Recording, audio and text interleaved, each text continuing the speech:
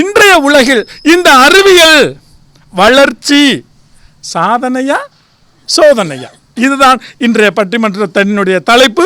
இந்த சிறப்பான பட்டிமன்றத்தை வழங்குபவர்கள் Jet productions and Jet TV அவர்களோடு இணைந்து Euromart Chennai, Xavier Jesus matric மேல்நிலைப்பள்ளி Cuddalore, Ram auto consultancy and finance Cuddalore. நம்ம ஈரோமார்ட்ல இப்ப லேட்டஸ்டான mix note cash counting machine வந்திருக்கு. இதுல வேகமா பணம் எண்ணலாம். எல்லாம் பழைய புதிய நோட்டுகளை தனித்தனியா 10 ரூபாய் எவ்வளவு, 100 ரூபாயில எவ்வளவு, 500 ரூபாய், 200 ரூபாய் எத்தனைன்னு எண்ணி கொடுக்கறது. அப்புறம் மொத்த தொகை எவ்வளவுன்னு காட்டிடும். அது மட்டும் இல்லாம 100% துல்லியமா கள்ள நோட்டுகளை லேட்டஸ்ட் 3D சென்சார் மூலமா ஸ்கேன் பண்ணி ஈஸியா கண்டுபிடிச்சிடும். நேரத்தையும் மிச்சப்படுத்தி தேவையற்ற நஷ்டத்தை தவிர்க்கலாம். நம்ம ஈரோமார்ட்ல ஒரு வருட உத்தரவாத கூடிய சேல்ஸ் சர்வீஸ் எக்ஸ்சேஞ்ச் ஆஃபர் வசதியும் இருக்கு. Euromart cash counting and billing machine. தொடர்புக்கு 9444307037. சேவியர் ஜீசஸ் மெட்ரிகுலேஷன் மேல்நிலைப் பள்ளி கடலூர் மாநகரில் வெள்ளி விழா கண்டு 39 ஆண்டுகளான தரமான கல்வி மூலம் பல்லாயிரக்கணக்கான பட்டதாரிகளையும் மருத்துவர்களையும் பொறியாளர்களையும் உருவாக்கிய பெருமைக்குரிய கல்வி நிறுவனம். அனுபவம் மிக்க பட்டதாரி ஆசிரியர்கள், அரசு பொதுத் தேர்வில் தொடர்ந்து 100% தேர்ச்சி, குறைந்த கல்வி கட்டணத்தில் நவீன முறையில் தரமான கல்வி, எளிய முறையில் கட்டணம் செலுத்தும் வசதி, நவீன முறையில் அமைக்கப்பட்டுள்ள அறிவியல் கணினி ஆய்வுக்கூடங்கள் மற்றும் நூலக வசதி. உங்கள் குழந்தைகளின் எதிர்காலம் சிறக்க தரமான கல்வியை தடையின்றி பெற்றிட தங்களை அன்புடன் அழைக்கிறோம்.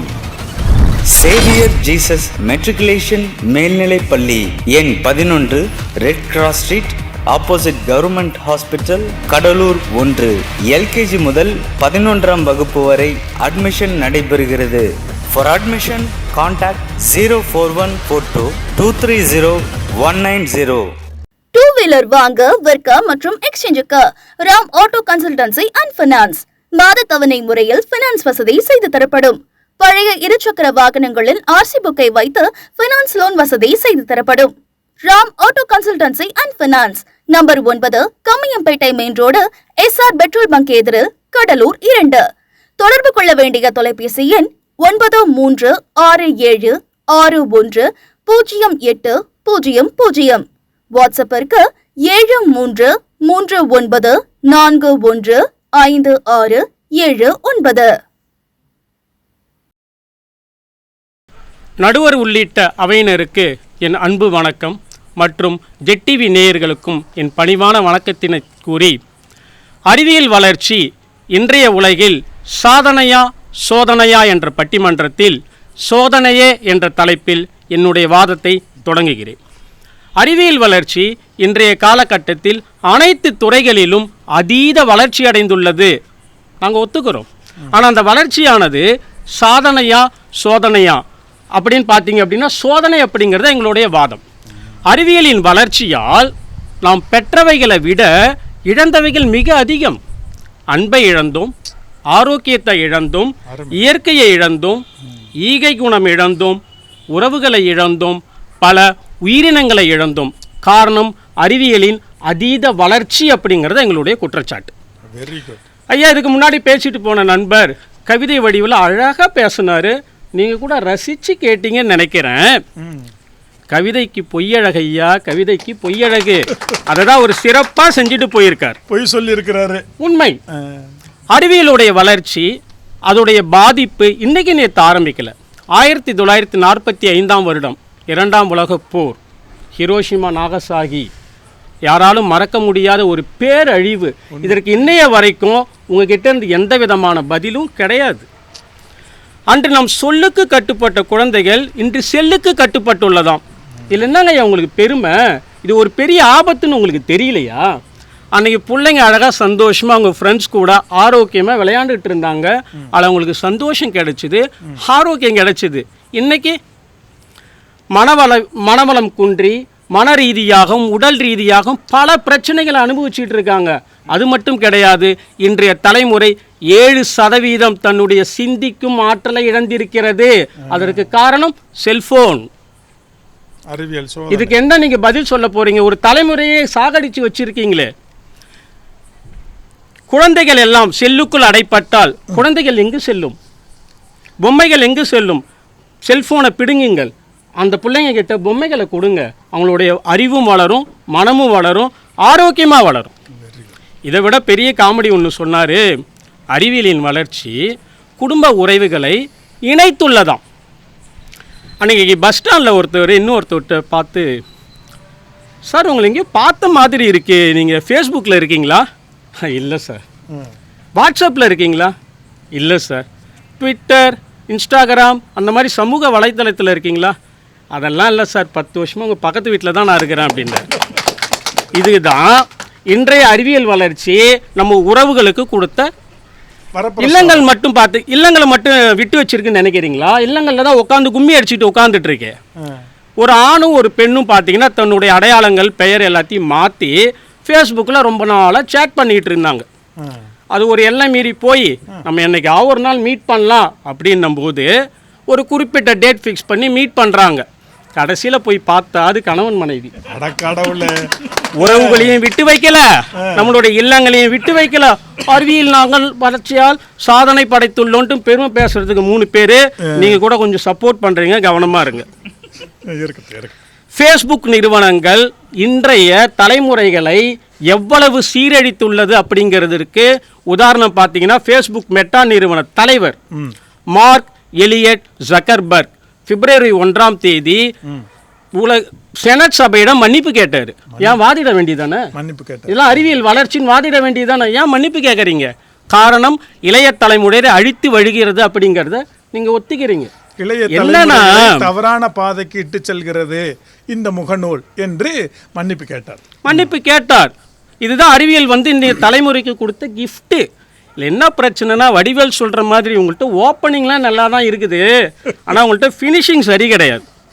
ஐயா தயவு செய்து வாட்ஸ்அப், ஃபேஸ்புக் இந்த போன்ற சமூக வலைதளங்களில் பதிவிடுறாங்க இல்லைங்களா, அவங்கள பாராட்டுங்க, அவங்களுக்கு லைக் போடணும். முடிஞ்சால் நேரில் போயிட்டு கிஃப்ட் கூட கொடுங்க, ஷேர் பண்ணணும். ஏன் தெரியுங்களா? நீங்கள் கேளுங்களேன், சும்மா நீங்கள் கேளுங்களேன், அவங்க கேட்க மாட்டாங்க. நடுவரை நீங்களா அது கேளுங்களேன். ஏனுங்க ஐயா? ஒரு பையன் உருப்படக்கூடாது. அதான் சரி. சமூக வலைதளங்களால் அவன் சீரழிஞ்சு போகணும். அதனால் நீங்கள் தயவு கொண்டு என்ன செய்யுங்க, பாராட்டு தெரிவிங்க.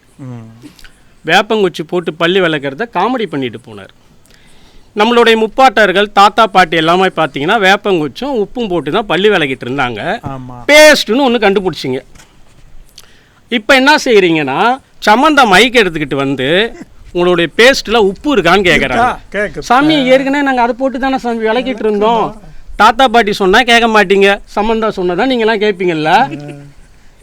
வெளிநாடுகளில் நீம் ஸ்டிக்கையும் நம்ம சத்தான கஞ்சிகள் நம்ம சாப்பிட்டுட்டு இருந்தோம் இல்லைங்களா, பழைய சோத்தையும் பேக் பண்ணி எனர்ஜி ட்ரிங்க்குன்ட்டு 200 ரூபாய்க்கு விற்றுக்கிட்டு இருக்கான். எல்லாத்தையும் கொண்டு போயிட்டு ஃபாரினில் கொட்டிட்டு இங்கே அறிவியலால் நாங்கள் வென்று விட்டோன்னு பேசுறதுக்கு 2 பேர், சப்போர்ட்டுக்கு நடுவர் வேறு. மருத்துவத்துறை நீங்கள் சும்மா விட்டு வச்சிங்களா? சும்மா விட்டீங்க. அந்த காலத்தில் நம்மளுடைய சுகர் லெவல் 140+ சொன்னீங்க, இப்போ 120+ன்றீங்க. இன்னும் கொஞ்சம் நாள் போனால் 100+ன்னுவீங்க. 100+ இருந்தாலே சுகர்ன்னுவீங்க. ஒரு பேஷண்ட்டையாவது நீங்கள் கொடுக்குற அந்த வைத்தியமோ டேப்லெட்டோ சுகரை குணப்படுத்தியிருக்கா? 5 வயசு குழந்தைக்கெல்லாம் சுகர் இருக்குதுன்னு சொல்கிறாங்க. இல்லைங்க ஐயா, உங்களை பார்த்தா கூட அப்படி தான் தெரியுது. நாங்கள் என்ன சொல்கிறோம் அப்படின்னா, அதாவது ஒவ்வொரு நோய்க்கும் ஒரு மாத்திரை இருக்கா அப்படிங்கிறது தெரியாது. ஆனால் கட்டாயம் ஒவ்வொரு மாத்திரைக்கு பின்னாலும் ஒரு நோய் உண்டு. இதுதான் உங்களுடைய அறிவியலின் வளர்ச்சி. நம்ம தான் இன்னும் கொசுவே ஒழிக்கலையே. நம்ம எங்கேருந்து கொரோனா ஒழிச்சிட்டோன்னு பெருமைப்படுறதுக்கு நமக்கு என்ன இருக்குது? கொரோனாவுக்கு நீங்கள் தடுப்பூசி கண்டுபிடிச்சிங்க, நாங்கள் ஒத்துக்கிறோம். நாங்கள் என்ன சொல்கிறோம் அப்படின்னா, கபசர குடிநீர் வாழ்க, அதுதான் எங்களுடைய வாதம். விவசாயத்தை விட்டு வச்சு தான் அதில் ஒரு பெருமை வேறப்பட்டுட்டு போனார். விவசாயத்தை இயற்கையிலிருந்து ஒழிச்ச குரூப் அவங்க. இயற்கை எப்பொழுது வேளாண்மை எப்பொழுது இயற்கையிலிருந்து விலகியது? ஒவ்வொரு பருவ காலத்திலும் விளைகின்ற பழங்களை மனிதன் வருடம் முழுவதும் உண்ண வேண்டும் என்று பேராசைப்பட்டானோ அப்பொழுதே வேளாண்மை இயற்கையிலிருந்து விலகியது. அதற்கு காரணம் நீங்கள் கொண்டு வந்த குளோனிங் சிஸ்டம். ஹைபிரிட் புரிஞ்சுக்குவாங்க. அடுத்தது ஆர்டிஃபிஷியல் இன்டெலிஜென்ஸ் பற்றி பெருமையாக சொன்னார். இதை முன்னாடியே சொல்லிட்டாங்க ஐயா. ஸ்டீஃபன் ஹாக்கிங்ஸ் உலகம் செயற்கை நுண்ணறிவு மனிதனின் மிகப்பெரிய கண்டுபிடிப்பாக இருக்கும். அவ்வாறு அது நடைபெற்றால் நாம் அதற்கு அடிமையாகவும் ஆர்டிஃபிஷியல் இன்டெலிஜென்ஸ் நம்மை ஆளும் அப்படின்னு சொன்னதால தான் இன்றைக்கி உலகத்தில் இருக்கிற அத்தனை பேரும் அதை எதிர்ப்பு தெரிவிக்கிறீங்க. ஏது அறிவியல் வளர்ச்சின்ட்டு எல்லாரும் ஒத்துக்க வேண்டியது தானே. அதனுடைய ஆபத்து தெரிய வந்ததால தான் வேணான்னு சொல்கிறீங்க. நாங்களும் அதை தான் சொல்லிக்கிட்டு இருக்கோம். இவ்வளவு கண்டுபிடிப்பு யாருக்காக தான் நீங்கள் கண்டுபிடிக்கிறீங்க? மனிதர்கள் ஆரோக்கியமாக வாழவா? மனிதர்களுடைய வாழ்க்கையை எளிமையாக்கவா? மனிதர்களுடைய வாழ்க்கையை எளிமையாக்குங்க அப்படின்னு சொன்னீங்கன்னா இன்னமும் மனித கழிவுகளை மனிதர்களை அள்ளக்கூடிய அவல நிலை எதற்கு? ஐயா, கடலில் கலந்த எண்ணெயை நம்ம வாளி வச்சு தான் அள்ளிக்கிட்டு இருக்கோம். ஆமாம். அதுக்கு என்ன கண்டுபிடிச்சு வச்சுருக்கீங்க? வாளியை வச்சுட்டு தான் நம்ம அள்ளிக்கிட்டு இருந்தோம். மண்ணை மலடாக்கி, நீரை விஷமாக்கி, காற்றை அசுத்தப்படுத்தி நீங்கள் கண்டுபிடிச்ச கண்டுபிடிப்புகளால் ஓசோன் லேயரில் ஓட்டை போட்டுவிட்டீங்க. அதுக்கு ஒரு வழி சொல்லுங்கடானா இங்கேருந்து கிளம்பி செவ்வாய் கிரகத்துக்கு போகிறீங்க. செவ்வாய் கிரகத்தில் தண்ணி இருக்கா, மண் நெல்லா இருக்கா, எது இருந்தால் உங்களுக்கு என்னங்க ஐயா? பூமியை தான் நாசம் பண்ணிட்டீங்களே. இப்படி ஒவ்வொரு அறிவியல் வளர்ச்சியும் மனிதர்களை இயற்கையிலிருந்து முற்றிலுமாக பிரித்துள்ளது. இதற்கு காரணமாக அமைந்த இன்றைய உலகில் அறிவியல் வளர்ச்சி சோதனை என்று கூறி வாய்ப்பிற்கு நன்றி கூறி விடைபெறுகிறேன். நன்றி, வணக்கம். சிறப்பு, மிகச் சிறப்பு. இயற்கையை இழந்தோம். இன்றைய அறிவியல் வளர்ச்சி கொடுத்ததை விட எடுத்தது அதிகம் அப்படின்னு சொல்லியிருக்கிறார். உணர்வை இழந்தோம், உறவை இழந்தோம், அன்பை இழந்தோம். இதெல்லாம் நல்ல மதிப்பீடுகள், குட் வேல்யூஸ். இவைகளை எல்லாம் இழந்து விட்டோம் அப்படின்னு சொல்றார். ஒரு முக்கியமான கருத்து ஒன்று சொன்னார். 7% சிந்திக்கும் ஆற்றல், சிந்திக்கும் திறன் இந்த குழந்தைகளிடம் குறைந்திருக்கிறது, ஆபத்தானது. அருமையான கருத்தை எடுத்து சொல்லியிருக்கிறார். இந்த 2ஆம் உலகப் போரின் போது அந்த அணுகுண்டு உண்மைங்க, இன்றும் அந்த 2 நகரங்களில் பிறக்கக்கூடிய குழந்தைகளுக்கு பாதிப்பை ஏற்படுத்தி கொண்டிருக்கிறது. மரபணுக்களில் பாதிப்பை ஏற்படுத்தி இருக்கிறது. பாருங்க, யோசிச்சு பார்க்கணும். ஜீன்களில் அது பாதிச்சிருக்குது. அப்போ அது எவ்வளோ பெரிய ஆபத்தானது. இதெல்லாம் இன்றைய அறிவியல் வளர்ச்சி சோதனைகளை கொடுத்து கொண்டு இருக்கிறது தானே என்று வாதிட்டு இருக்கிறார். மிக ஒரு அருமையான ஒரு பாயிண்ட் சொன்னார். செவ்வாய்க்கு ரோடு போட்டிகளே, பக்கத்தில் இருக்கிற கிராமத்துக்கு ரோடு போட்டிகளான்னு கேட்குறாரு. உண்மை, அறிவியல் வளர்ச்சி மிகப்பெரிய சோதனைகளையே கொடுத்து கொண்டிருக்கிறது என்று தன்னுடைய வாதத்தை சிறப்பாக எடுத்து வைத்திருக்கிறார். அவர்களுக்கு பதில் கூறவும் இல்லை, இன்றைய உலகில் அறிவியல் சாதனையே செய்து கொண்டிருக்கிறது என்று பேசவும் கவிதாயினி திருமதி பிரியதர்ஷினி அவர்களை அன்போடு அழைக்கின்றேன். இன்றைய உலகில் இந்த அறிவியல் வளர்ச்சி சாதனையா சோதனையா? இதுதான் இன்றைய பட்டிமன்றத்தினுடைய தலைப்பு. இந்த சிறப்பான பட்டிமன்றத்தை வழங்குபவர்கள் Jet productions and Jet TV அவர்களோடு இணைந்து Euromart Chennai, Xavier Jesus matric மேல்நிலைப்பள்ளி Cuddalore, Ram auto consultancy and finance Cuddalore. நம்ம ஈரோ மார்ட்ல இப்ப லேட்டஸ்டான mix note cash counting machine வந்திருக்கு. இதுல வேகமா பணம் எண்ணலாம். எல்லாம் பழைய புதிய நோட்டுகளை தனித்தனியா 10 ரூபாய் எவ்வளவு, 100 ரூபாயில எவ்வளவு, 500 ரூபாய், 200 ரூபாய் எத்தனைன்னு எண்ணி கொடுக்கறது. அப்புறம் மொத்த தொகை எவ்வளவுன்னு காட்டிடும். அது மட்டும் இல்லாம 100% துல்லியமா கள்ள நோட்டுகளை லேட்டஸ்ட் 3D சென்சார் மூலமா ஸ்கேன் பண்ணி ஈஸியா கண்டுபிடிச்சிடும். நேரத்தையும் மிச்சப்படுத்தி தேவையற்ற நஷ்டத்தை தவிர்க்கலாம். நம்ம ஈரோ மார்ட்ல 1 வருட உத்தரவாத கூடிய சேல்ஸ் சர்வீஸ் எக்ஸ்சேஞ்ச் ஆஃபர் வசதியும் இருக்கு. Euromart cash counting and billing machine. தொடர்புக்கு 9444307037. சேவியர் ஜீசஸ் மெட்ரிகுலேஷன் மேல்நிலைப் பள்ளி. கடலூர் மாநகரில் வெள்ளி விழா கண்டு 39 ஆண்டுகளான தரமான கல்வி மூலம் பல்லாயிரக்கணக்கான பட்டதாரிகளையும் மருத்துவர்களையும் பொறியாளர்களையும் உருவாக்கிய பெருமைக்குரிய கல்வி நிறுவனம். அனுபவம் மிக்க பட்டதாரி ஆசிரியர்கள், அரசு பொதுத் தேர்வில் தொடர்ந்து 100% தேர்ச்சி, குறைந்த கல்வி கட்டணத்தில் நவீன முறையில் தரமான கல்வி, எளிய முறையில் கட்டணம் செலுத்தும் வசதி, நவீன முறையில் அமைக்கப்பட்டுள்ள அறிவியல் கணினி ஆய்வுக்கூடங்கள் மற்றும் நூலக வசதி. உங்கள் குழந்தைகளின் எதிர்காலம் சிறக்க தரமான கல்வியை தடையின்றி பெற்றிட தங்களை அன்புடன் அழைக்கிறோம். சேவியர் ஜீசஸ் மெட்ரிகுலேஷன் மேல்நிலைப் பள்ளி, எண் 11, red cross street, opposite government hospital, Cuddalore 1. LKG முதல் 11ஆம் வகுப்பு வரை அட்மிஷன் நடைபெறுகிறது. For admission, contact 04142 230 190. Two wheeler வாங்க, விற்க மற்றும் எக்ஸ்சேஞ்சுக்கு Ram auto consultancy and finance. மாத தவணை முறையில் ஃபைனான்ஸ் வசதி செய்து தரப்படும். பழைய இருசக்கர வாகனங்களில் RC புக்கை வைத்து ஃபைனான்ஸ் லோன் வசதி செய்து தரப்படும்.